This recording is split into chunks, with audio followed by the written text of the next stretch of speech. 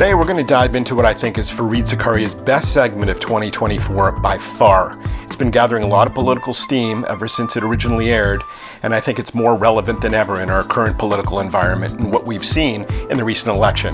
I've also thrown in some really interesting clips from Bill Maher, another prominent voice who's been really vocal about this subject. So let's get into it. When one thinks of America's greatest strengths, the kind of assets the world looks at with admiration and envy, America's elite universities would long have been at the top of that list. But the American public has been losing faith in these universities for good reason. 3 university presidents came under fire this week for their vague and indecisive answers when asked whether calling for the genocide of Jews would violate their institution's codes of conduct. But to understand their performance, we have to understand the broad shift that has taken place at elite universities, which have gone from being centers of excellence to institutions pushing political agendas. Listen to Bill Maher nail the essence of this issue in this very short clip. There are few, if any, positives to come out of what happened in Israel, but one of them is opening America's eyes to how higher education has become indoctrination into a stew of bad ideas, among them the simplistic notion that the world is a binary place where everyone is either an oppressor or oppressed.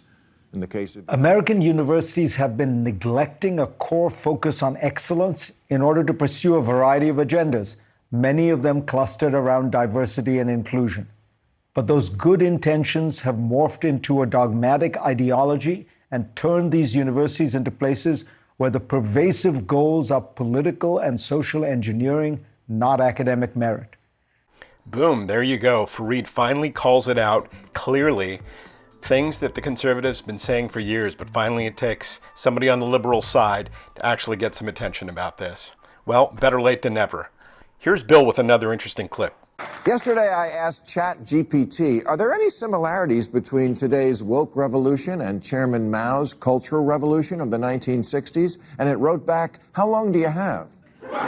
We saw how a revolutionary thought he could do a page-one rewrite of Humans. Mao ordered his citizens to throw off the 4 olds: old thinking, old culture, old customs, and old habits, and of course submit to re-education, or as we call it here in America, freshman orientation. As the evidence produced for the recent Supreme Court case on affirmative action showed, universities have systematically downplayed merit-based criteria for admissions in favor of racial quotas. Some universities' response to this ruling seems to be that they will go further down this path, eliminating the requirement for any standardized tests like the SAT. That move would allow them to then take students with little reference to objective criteria. Of course, those who would suffer most would be bright students from poor backgrounds who normally use tests like the SAT to demonstrate their qualifications. In the humanities, hiring for new academic positions now appears to center on the race and gender of the applicant, as well as the subject matter, which needs to be about marginalized groups. A white man studying the American presidency does not have a prayer of getting tenure at a major history department in America today. Grade inflation in the humanities is rampant. At Yale, the median grade is now an A. New subjects crop up that are really political agendas, not academic fields. You can now major in diversity, equity, and inclusion at some colleges. The ever-growing bureaucracy devoted to diversity, equity, and inclusion naturally recommends that more time and energy be spent on these issues. The most obvious lack of diversity at universities, political diversity, which clearly affects their ability to analyze many issues, is never addressed, showing that these goals are not centrally related to achieving or sustaining or building excellence.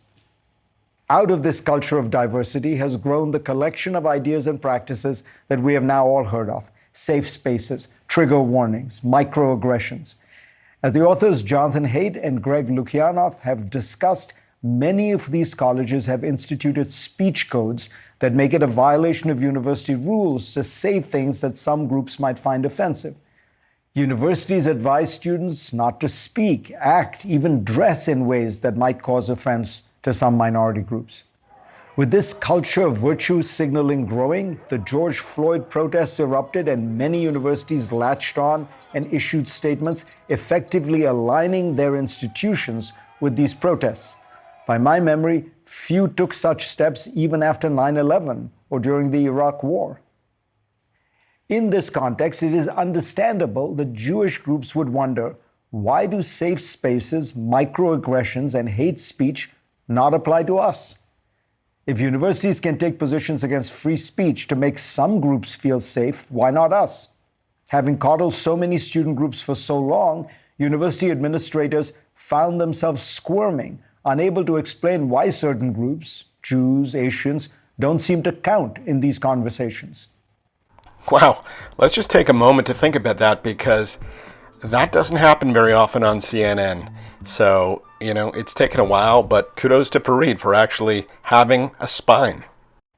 Having gone so far down the ideological path, these universities and these presidents could not make the case clearly that at the center of a university is the free expression of ideas.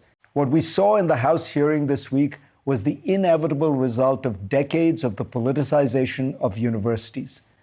America's top colleges are no longer seen as bastions of excellence, but partisan outfits, which means they will keep getting buffeted by these political storms as they emerge. They should abandon this long misadventure into politics, retrain their gaze on their core strengths, and rebuild their reputations as centers of research and learning. If CNN did more segments like this, they might actually be able to win back some of their audience. Fareed and Bill rightly point out we're in a code red situation, and if things don't reverse course and get the focus back on real education, we're in big trouble.